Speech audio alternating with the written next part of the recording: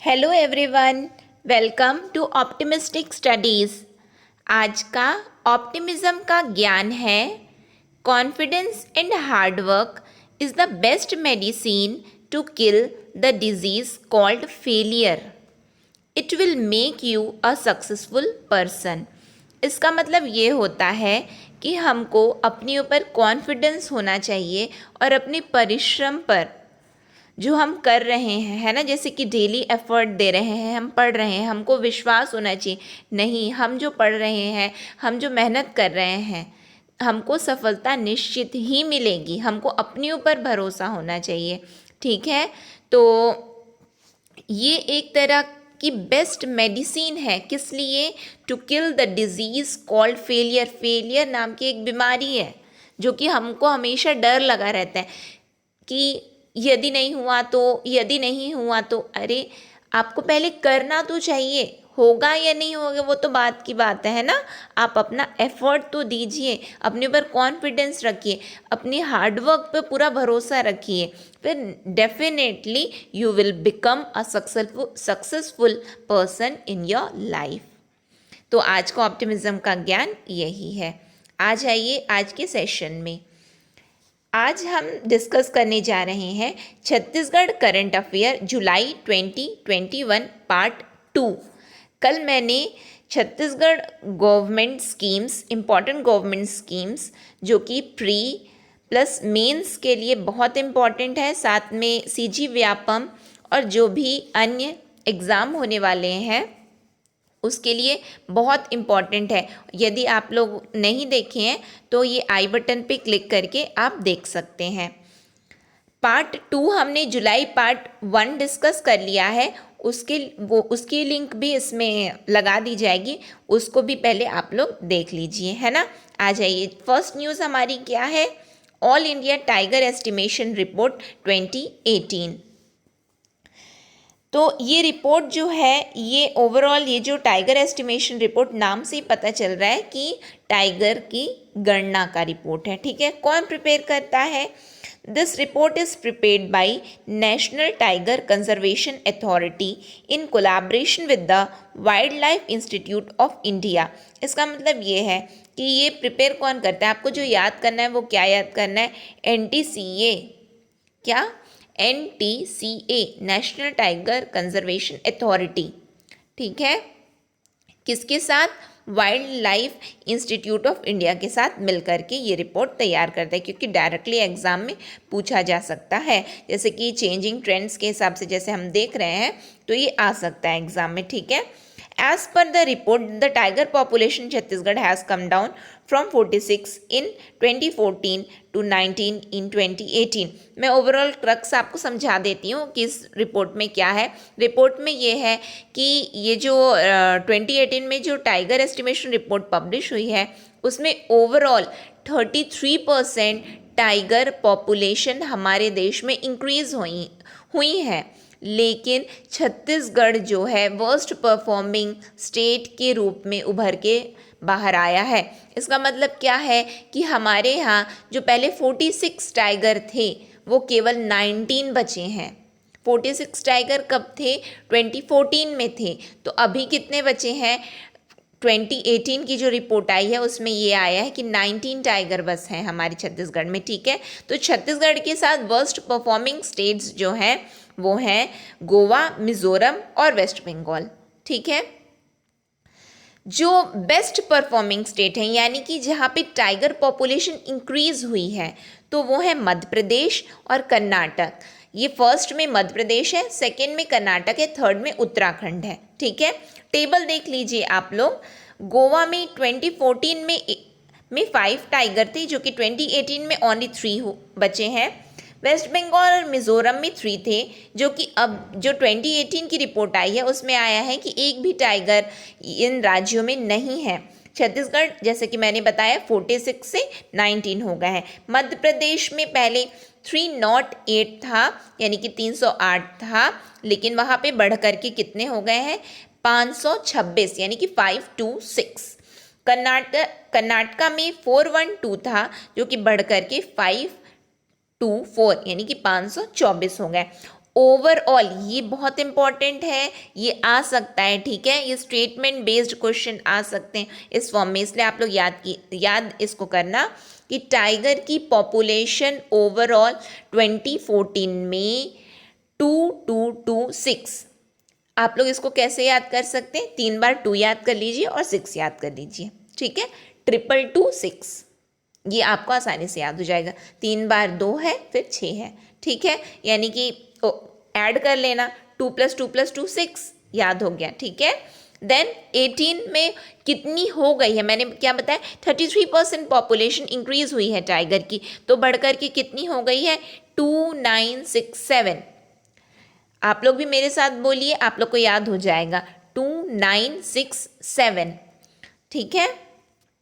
तो ये रिपोर्ट मैंने क्या बताया, national tiger conservation authority NTCA ये रिपोर्ट प्रिपेयर की है। तो ये होती क्या है, it is a statutory body. Statutory body क्या होती है, इसका मतलब होता है कि ये जो body made with an act, कोई सा भी पार्लियामेंट के किसी एक्ट के द्वारा बनाई जाती है, ठीक है, it is made by an act of A parliament, ठीक, उसको स्टैट्यूटरी बॉडी बोलते हैं। कॉन्स्टिट्यूशन बॉडी क्या होती है, यानी कि जिसके बारे में डायरेक्टली कॉन्स्टिट्यूशन के आर्टिकल में दिया है कि ये बॉडी का गठन करना है। स्टैट्यूटरी क्या होती है, जो कि किसी भी एक्ट ऑफ पार्लियामेंट के अंडर में बनाई जाती है, ठीक है। किसके अंडर आती है ये, ministry of environment, forest and climate change. Establish कब हुई, यानी कि बनाई कब गई, ये 2005 में बनाई गई, ठीक है। किसके रिकमेंडेशन पे बनाई गई, टाइगर टास्क फोर्स। आप लोग जो मैं बोल रही हूँ, जिसमें मैं ज़्यादा पॉइंट करके बोलती हूँ, उसको आप लोग याद करने की कोशिश कीजिए, क्योंकि ये इंपॉर्टेंट हो जाता है आपके एग्ज़ाम पॉइंट ऑफ व्यू से। जैसे कि अभी आप CGPSC ACF का हाल ही में पेपर होने वाला है, तो वो सब के लिए बहुत इंपॉर्टेंट है ना। तो I repeat once again, establish कब हुई, 2005 में, on the recommendation of tiger task force. तो ओवरऑल मैंने क्या बताया, स्टैट्यूटरी बॉडी है, स्टैट्यूटरी बॉडी है, यानी कि किसी भी एक्ट ऑफ पार्लियामेंट के अंडर ही बनाई जाएगी। तो वो कौन सा एक्ट है, वो है वाइल्ड लाइफ प्रोटेक्शन एक्ट 1972, जिसको अमेंड कर दिया गया, कब, 2006 में अमेंड किया गया था, ठीक है। तो उसका नाम क्या हो गया था, wild life protection amendment act 2006, ठीक है। इसके अंडर में जो है नेशनल टाइगर कंजर्वेशन अथॉरिटी बनाई गई है। अब यदि आपसे पूछेगा एग्जाम में, तो इस तरह से पूछ सकता है कि नेशनल टाइगर कंजर्वेशन अथॉरिटी जो है कौन से एक्ट के अंडर बनी है, तो आप लोग याद करना, वाइल्ड लाइफ प्रोटेक्शन एक्ट 1972 को अमेंड किया गया था, कब, 2006 में, और वो एक्ट का नाम क्या था, wild life protection amendment act 2006। इसके अंडर में जो है नेशनल टाइगर कंजर्वेशन अथॉरिटी बनाई गई। मैंने क्या कहा, 2018 की रिपोर्ट आई है, और ये बॉडी का गठन कब हुआ, 2006 में। इसका मतलब क्या है कि 4 रिपोर्ट्स, यानी कि टाइगर पॉपुलेशन की 4 रिपोर्ट्स अब तक पब्लिश हुई है। कब कब हुई है, एक 2006 में हुई है, देन 2010 में हुई है, देन 2014 में, देन 2018 में। अब तक जो है 4 रिपोर्ट्स पब्लिश हो चुकी हैं। देन आप यहाँ पे देखिए, प्रोजेक्ट टाइगर। प्रोजेक्ट टाइगर क्या होता है, ये सेंट्रली स्पॉन्सर्ड स्कीम है। जैसा कि मैंने आपको पहले बताया था, सेंट्रली स्पॉन्सर्ड मतलब कि स्टेट और यूनियन दोनों मिल करके खर्च उठाएंगे, ठीक है। किसके अंदर है project tiger, centrally sponsored scheme है, किसके अंदर, ministry of environment, forest and climate change. किस लिए है, provide central assistant to the tiger states, यानी कि जहाँ पे टाइगर हैं, tiger states, for tiger conservation, designated tiger reserves, ठीक है। ये क्या करता है, प्रोजेक्ट टाइगर में क्या होता है, जैसे कि आपने पढ़ा होगा कि बहुत सारे नेशनल पार्क्स को जो है टाइगर रिजर्व घोषित किया जाता है। तो टाइगर रिजर्व किसके अंडर घोषित किया जाता है, वो प्रोजेक्ट टाइगर के अंडर ही टाइगर रिजर्व्स घोषित होते हैं, ठीक है। तो हमको क्या समझ में आया कि प्रोजेक्ट टाइगर क्या है, सेंट्रली स्पॉन्सर्ड स्कीम है, जो कि ministry of environment, forest and climate change के अंदर आती है। देन किस लिए है ये सेंट्रल असिस्टेंस प्रोवाइड करती है, किसको, टाइगर स्टेट्स को। किस लिए, टाइगर की कंजर्वेशन के लिए। साथ में क्या डेजिग्नेशन देती है उनको, टाइगर रिजर्व्स का, ठीक है। Then India now has as many as 2967 tigers, जैसा कि मैंने बताया है कि मध्य प्रदेश और कर्नाटक में जो है इनकी पॉपुलेशन इंक्रीज हुई है। ये देखिए इंक्रीज्ड बाय 33%, जैसा कि मैंने आपको पहले समझा चुका है, ठीक है, ये वही लिखा हुआ है। देन आ जाइए सेकेंड न्यूज़ में।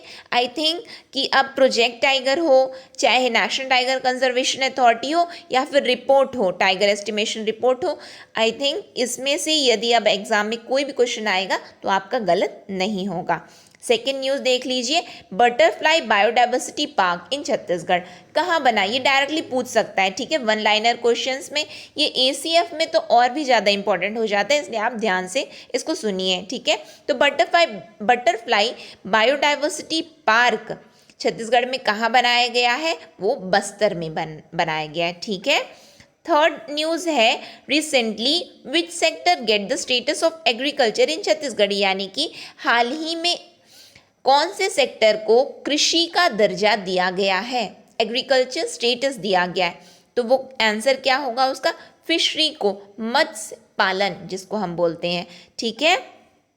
फोर्थ न्यूज़ है, महाशीर फिश यानी कि महाशीर मछली, इसका नाम है महाशीर मछली, जिसको तोर भी बोलते हैं, क्योंकि ये तोर जीनस को बिलोंग करती है। इनकी यानी कि कौन सी जीन से ये आती हैं, तोर जीनस, इसलिए इसका नाम क्या हुआ, तोर भी बोला जाता है, ठीक है। ये अभी न्यूज़ में क्यों है, ये न्यूज़ में इसलिए है क्योंकि it is at the verge of extinction, यानी कि ये लुप्त होने की कगार में आ गई है। तो हम डिस्कस क्यों कर रहे हैं, ये जो है लुप्त, कोई भी, जैसे कि आप प्रीवियस ईयर क्वेश्चंस फॉलो कर रहे होंगे तो आप देख रहे होंगे कि डायरेक्टली इसमें से एक दो क्वेश्चन पूछ दिए जाते हैं, ठीक है। हमारी कोशिश क्या है कि एक भी क्वेश्चन आपका ना छूटे और गलत ना हो, ठीक है। तो महाशीर फिश को पहली बात याद क्या करेंगे, तोर कहा जाता है, ठीक है। और ये क्या है, ये at the verge of extinction है, यानी कि लुप्त होने की कगार में आ चुकी है। तो ये न्यूज़ में इसलिए है क्योंकि इसको बोला जाता है, ये state fish of Madhya Pradesh है, ठीक है, राजकीय मछली है, कहाँ की, मध्य प्रदेश की। इसको टाइगर ऑफ रिवर भी कहा जाता है, ये देखिए ये इसकी इमेज है ना, टाइगर ऑफ रिवर कहा जाता है। ये नर्मदा रिवर में पहले 25 से 27% मिलती थी, लेकिन अब वो घट कर के कितनी हो गई, ओनली 4% बची हैं, यानी कि इसका यहीं से समझ में आ रहा है कि वो लुप्त होने की कगार में। तो ये न्यूज़ में इसलिए है क्योंकि छत्तीसगढ़ गवर्नमेंट ने डिसाइड किया है कि वो इनके प्रबंध इनके बचाव के लिए जो है वो भी अपनी ओर से प्रयास करेंगे, क्योंकि ये जो होते हैं, जो भी वन्य जीव है चाहे है ना, तो उसके लिए ओवरऑल केवल एक राज्य तक सीमित नहीं होता है, सभी लोग उसके बचाव का कार्य करते हैं, ठीक है। तो ये महाशीर फिश है। बस एग्जाम में यदि ये नहीं पूछेगा छत्तीसगढ़ में, क्योंकि कोई स्कीम नहीं लाई गई है इसके प्रोटेक्शन के लिए, कुछ नहीं है, यदि आएगा कुछ क्वेश्चन में तो वो ये आ सकता है, क्योंकि आपको ये बहुत अच्छे से पता होगा कि 50% छत्तीसगढ़ से पूछा जाता है, 50% इंडिया की न्यूज़ है। तो आप ये जो है महाशीर को आप इंडिया की न्यूज़ में देख लीजिए, है ना। तो महाशीर फिश क्या है, स्टेट फिश ऑफ एमपी, तोर कहा जाता है, साथ में इसको टाइगर ऑफ रिवर कहा जाता है, ठीक है। कहाँ मिलती थी, नर्मदा रिवर में, लेकिन अब वो जो है एक्सटिंक्शन इसका होने वाला है। फिफ्थ न्यूज़ देख लीजिए, नेशनल सर्विस स्कीम जिसको हम बोलते हैं एनएसएस, ठीक है। न्यूज़ में क्यों है ये हाल ही में, क्योंकि प्रेसिडेंट के द्वारा जो है नेशनल सर्विस स्कीम अवार्ड दिया गया, कौन से ईयर का, 2019-2020 का, ठीक है। होता क्या है ये इस अवार्ड के अंदर में और है क्या, है ना, आगे देखिए। अंडर एनएसएस अवार्ड्स 2019-20 कितने अवॉर्डी हैं, 42 अवॉर्डी हैं। यदि एग्जाम में आएगा कितने अवॉर्डी हैं, 42 लोगों को दिया गया है, ठीक है। डिफरेंट कैटेगरीज, और वो कैटेगरी क्या है, university, NSS units, their programme officers and NSS volunteers were conferred with this awards, यानी कि यूनिवर्सिटी को भी मिला है, एनएसएस की यूनिट्स को मिला है, साथ में प्रोग्राम ऑफिसर्स को मिला है और एनएसएस वॉलंटियर्स को मिला है, ठीक है। देन हम इसके बारे में एनएसएस के अवार्ड के बारे में देख लेते हैं। तो ये अवार्ड जो है एनएसएस है, नेशनल सर्विस स्कीम, या आपको पहले आप ये इसको रिलेट करके भी समझ सकते हैं कि आप लोग डायरेक्टली जो देख रहे हैं एनएसएस के बारे में, तो आपको समझ में आ रहा होगा कि ministry of youth affair and sports से रिलेटेड है। ये अवार्ड देना चालू कब हुआ? तो ये 1993-94 से स्टार्ट हुआ है, ठीक है। It recognizes and rewards outstanding contribution towards voluntary community service। ये जो है वो अपने आप से जो ये स्वयं सेवा जो देते हैं एनएसएस के कैडेट्स, उनको अवार्ड दिया गया है, ठीक है, या फिर उससे उनको अवार्ड दिया जाता है, इस अवार्ड के अंडर हम बोल सकते हैं, ठीक है। तो एनएसएस क्या होता है? Central sector scheme. ये बहुत इंपॉर्टेंट हो जाता है एग्जाम पॉइंट ऑफ व्यू से, ठीक है, क्योंकि डायरेक्टली पूछा जाता है कि ये सेंट्रल स्पॉन्सर्ड है या सेंट्रल सेक्टर है, और स्टूडेंट्स जो है यहीं पे कंफ्यूज होते हैं और यहीं पे गलत हो जाता है क्वेश्चन हमारा, ठीक है। तो ये आपको क्या याद रखना है, इसमें 42 अवॉर्डी हैं जो कि ये जो है सेंट्रल सेक्टर स्कीम है। ये 2 पॉइंट आपको याद रखना है, ठीक है। देन 6th न्यूज़ इसी से लिंक है, जो कि ये है टाइम बैंक स्कीम। किसके अंडर? एनएसएस के अंडर। एनएसएस क्या? National service scheme. Time bank क्या होता है मैं पहले आपको समझा देती हूँ। टाइम बैंक जो है एल्डरली पॉपुलेशन के लिए लाया गया है। Elderly population in the sense हम बोल सकते हैं हम अपने बड़ों के साथ में, है ना, हम अपने बड़ों के, जैसे कि यहाँ पे जो है लिया गया है जैसे कि वृद्धों के वृद्धाश्रम में जा कर के, ठीक है। तो क्या है, हम अपने बड़ों के साथ में जितना टाइम स्पेंड करेंगे वो टाइम जो है काउंट होगा, और वो जो है टाइम जो जब काउंट होगा वो टाइम बैंक में जमा किया जाएगा। टाइम बैंक काउंट होना ही टाइम बैंक है, ठीक है। और जब हम वृद्ध हो जाएंगे तो हमको भी जो है वही सेवा उपलब्ध कराई जाएगी। किसके द्वारा? एनएसएस के द्वारा, एनएसएस के कैडेट्स के द्वारा, ठीक है। तो ये ऑल अबाउट दिस। तो इसमें वही लिखा है, under the time bank scheme people save time and volunteer to take care of the elderly who need help, and the number of hours they spend time with or take care of senior citizens are deposited into their personal account of social security system। समझ में आ रहा है कि यानी कि जो भी हम अपने बड़ों के साथ टाइम स्पेंड किए वो जो है वो पूरा टाइम काउंट होगा, साथ में सेव हो जाएगा वो, ठीक है। और हम जब खुद himself gets old and need someone for help he she could use the time bank. हम अपने उस टाइम बैंक को यूज़ कर सकते, नहीं हमने दिया था सर्विस, तो फिर क्या मिलेगा हमको? Volunteer is assigned to take care of him or her. इसका मतलब फिर वॉलेंटियर्स जो है हमारे लिए भी आएंगे, ठीक है। और इसके अंडर ऐप भी बनाया गया है। ऐप कौन बना रहा है? स्वामी विवेकानंद यूनिवर्सिटी भिलाई के द्वारा जो है इस टाइम बैंक स्कीम के लिए ऐप बनाया जा रहा है, ठीक है।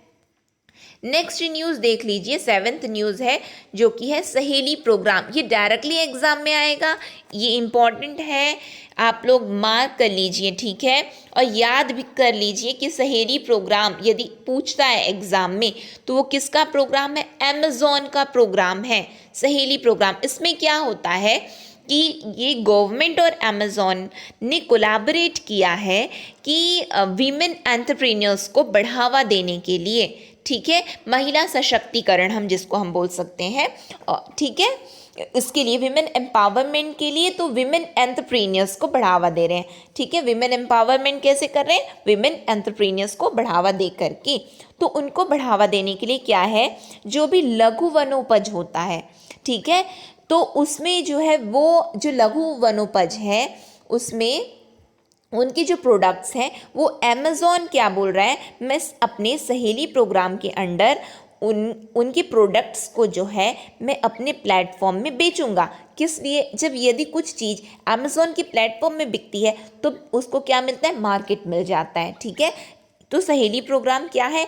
मार्केट देता है। किसको मार्केट देता है? जो भी वनोपज हैं, है ना, जो जैसे हर्बल्स हैं, ये सब को जो है मार्केट मिल रहा है, जिसमें उसका लक्ष्य क्या है? विमेन एंटरप्रेन्योर्स को बढ़ावा देना, ठीक है।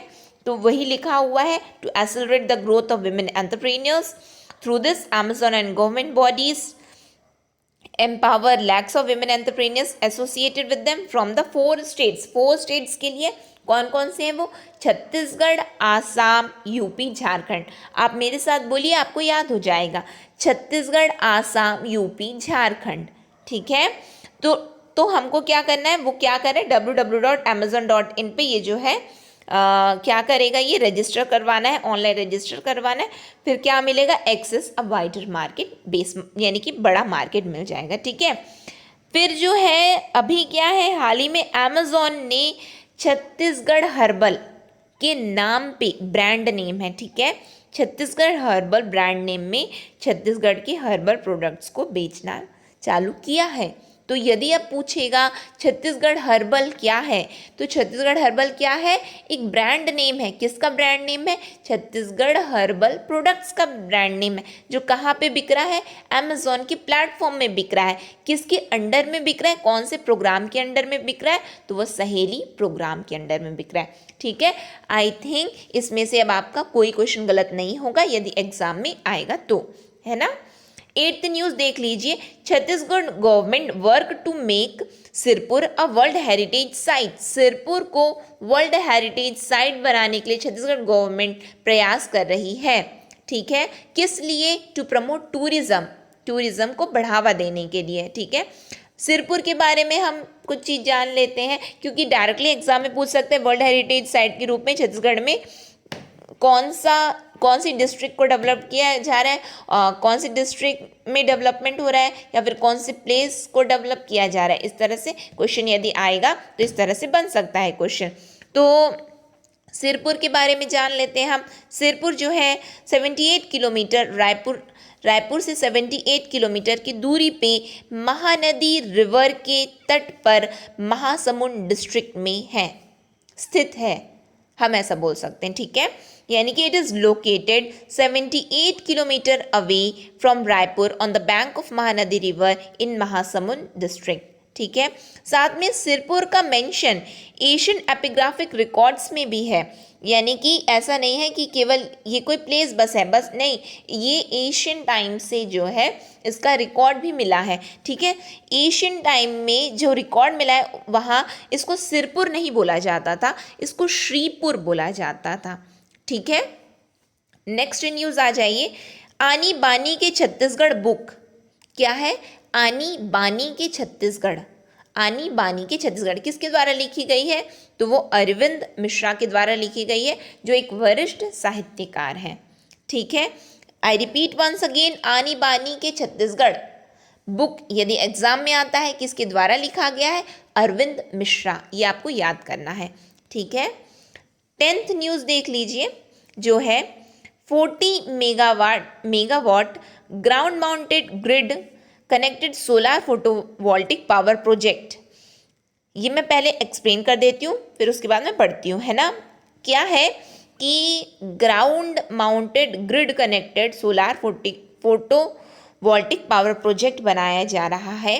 कहाँ, किसके लिए, किस तरह से, ये देख लीजिए। सबसे पहले यदि कुछ आएगा तो वो ये आ सकता है, कितने मेगावाट का है? तो 40 मेगावाट का है। किसके लिए बनाया जा रहा है? तो साउथ ईस्टर्न कोल्ड फील्ड्स के लिए बनाया जा रहा है। किसके लिए? South eastern cold field. कहाँ है ये?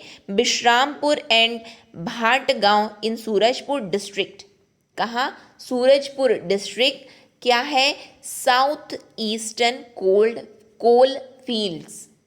साउथ ईस्टर्न कोल फील्ड्स के लिए 40 मेगावाट का ground mounted grid connected solar photovoltaic power project का निर्माण किया जा रहा है। अब इसमें न्यूज़ क्या है, ये तो मेन इंपॉर्टेंट, उसके बारे में हम कुछ जान लेते हैं। तो कोल लिग्नाइट ऊर्जा विकास, जो कि जॉइंट वेंचर किसका है?